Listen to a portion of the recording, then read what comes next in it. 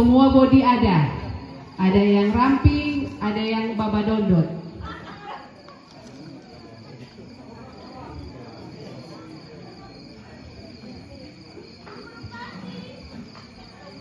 Sesuai dengan urutan badan orang berdiri ini. Cantik-cantik mama-mama. Biasa ada di rumah, sekarang ada di atas panggung.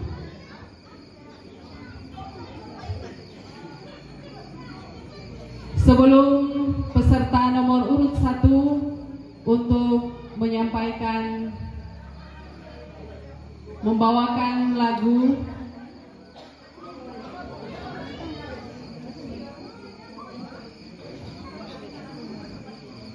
akan ada tanda pengalungan tanda konduktor. Karena itu untuk pengalungan tanda konduktor bagi peserta nomor urut 1, kami mengundang Bapak Kapitalaung Kampung Lenganeng dengan hormat Bapak H.O. Sasundu untuk mengalungkan tanda konduktor.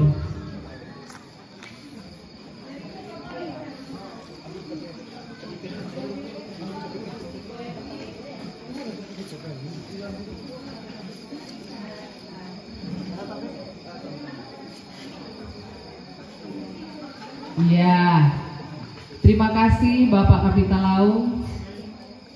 Dewan juri yang terhormat, Bapak Ibu, saudara sekalian, inilah paduan suara Dasa Wisma 10.